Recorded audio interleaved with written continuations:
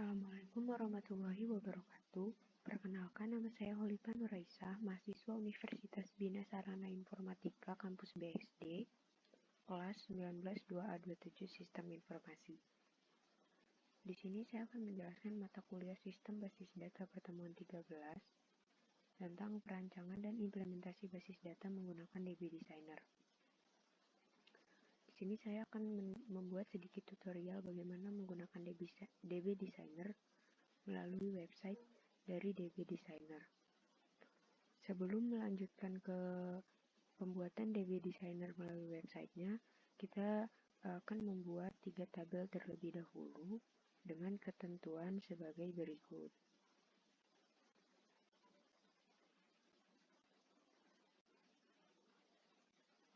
Ketentuannya yaitu kita akan membuat 3 tabel. Yang pertama tabel faktur dengan field nomor fak, tipe char dan size-nya 4, field tanggal dengan tipe date, tabel barang dengan field nomor barang, nama barang, dan harga, tabel langganan dengan field nomor langganan, nama langganan, dan keterangan langganan. Selanjutnya, setelah kita membuat tabel, kita akan membentuk relasi, yaitu relasi one to many antara tabel langganan dengan tabel faktur. Yang kedua, membuat relasi many to many antara tabel faktur dengan tabel barang. Baik, selanjutnya saya akan memberikan sedikit tutorial melalui website DB Designer.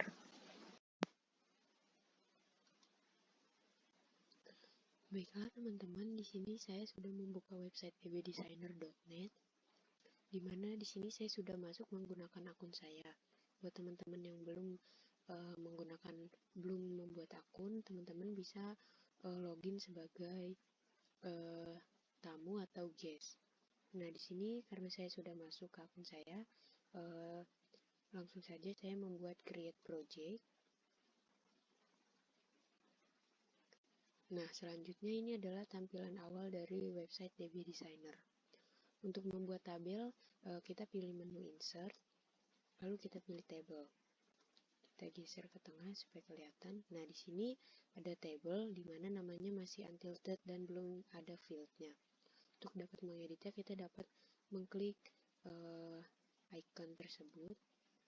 Nah, sesuai dengan ketentuan yang tadi di awal sudah saya jelaskan, bahwa kita akan membuat 3 table, yaitu table field, table faktur, table barang, dan table langganan.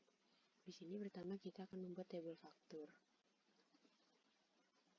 Kita save dulu tabelnya, lalu kita tambahkan fieldnya. Fieldnya itu ada nomor faktur, dan tipenya itu char.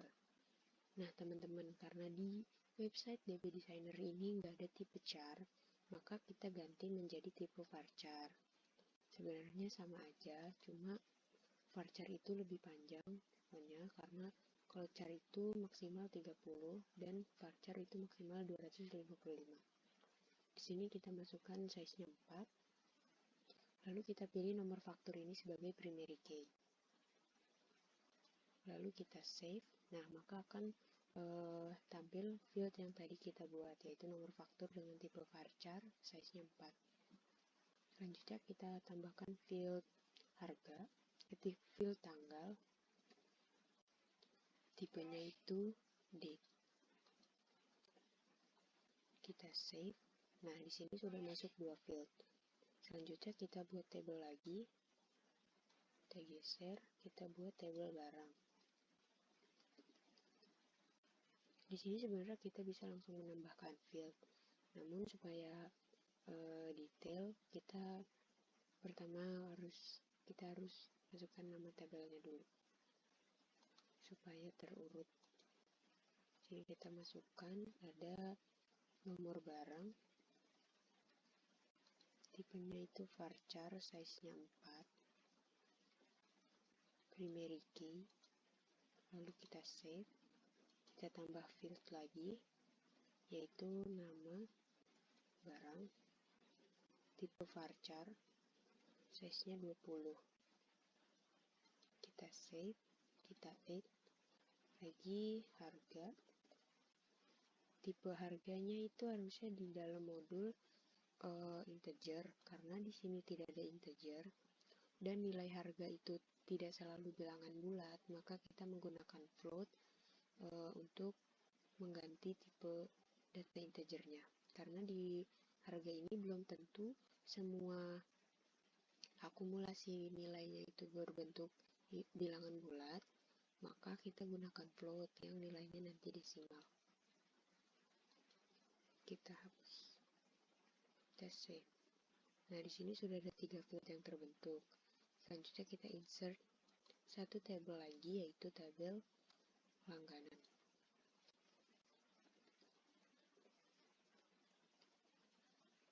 Kita save, kita add field,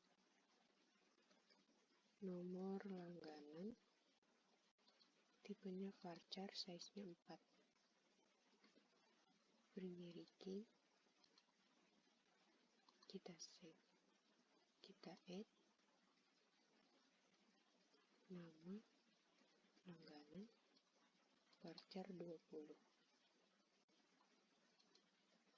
Lalu keterangan langganan, varchar 20.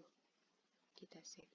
Nah, di sini sudah terbentuk 3 tabel sesuai dengan modul, yaitu ada tabel faktur dengan field nomor faktur dan tanggal, tabel barang dengan field nomor barang dan nama barang serta harga, dan tabel langganan dengan field nomor langganan, nama langganan, serta keterangan langganan. Selanjutnya, setelah 3 tabel terbentuk, maka kita akan membuat relasi sesuai dengan modul, di mana relasi yang pertama yaitu relasi one to many antara tabel langganan dengan tabel faktur. Karena menu pada website DB Designer ini sangat terbatas, maka untuk menambahkan relasi, kita harus menentukan foreign key terlebih dahulu di antara tabel langganan dan tabel faktur. Karena yang mau kita relasikan adalah tabel langganan dengan tabel faktur, maka kita perlu membuat foreign key nomor langganan di tabel faktur.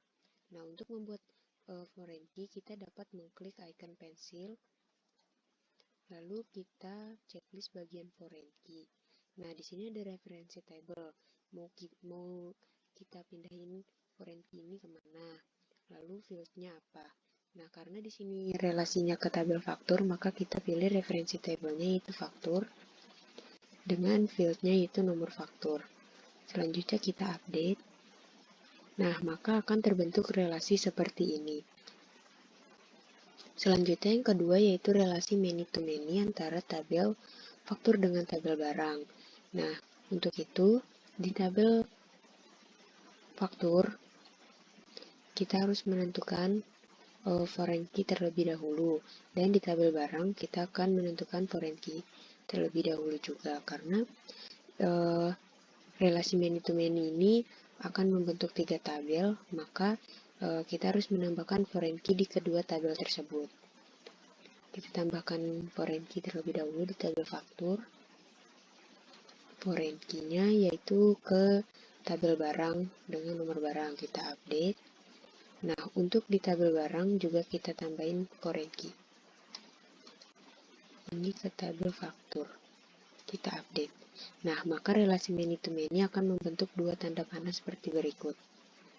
Selanjutnya, setelah kita membuat relasi one to many dan many to many antara ketiga tabel, selanjutnya kita akan mengekspor database yang telah kita buat ini ke dalam PHP MyAdmin.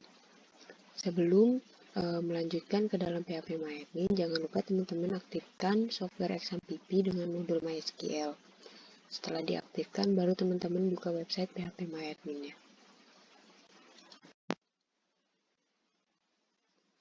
Baik teman-teman, untuk mengekspor data, kita dapat memilih menu ekspor, lalu kita pilih SQL. Kenapa kita pilih SQL? Karena kita akan mengekspornya mengimport melalui MySQL, yaitu PHP MyAdmin. Kita pilih SQL. Nah, di sini ada halaman ekspor SQL.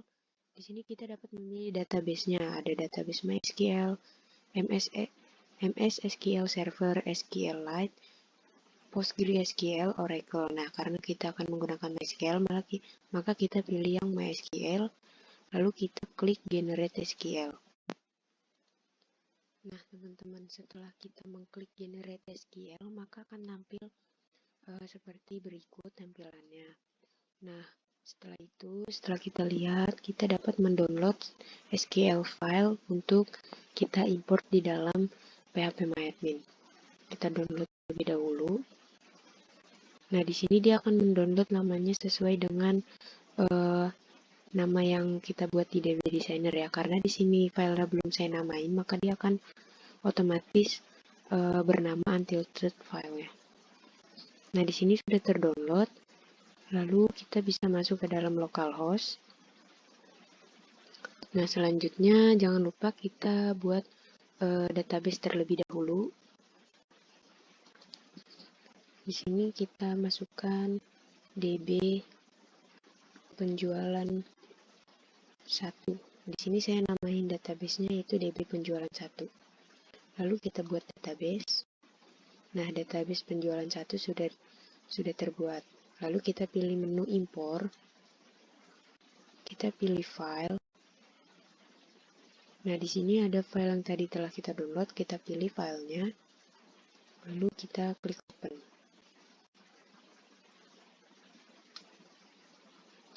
Kita kirim datanya.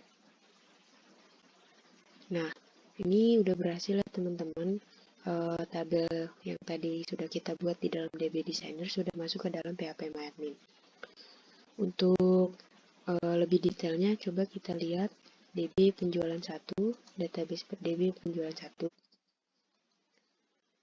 Nah, di sini sudah masuk ke 3 tabel yang tadi telah kita buat di dalam DB Designer. Selanjutnya,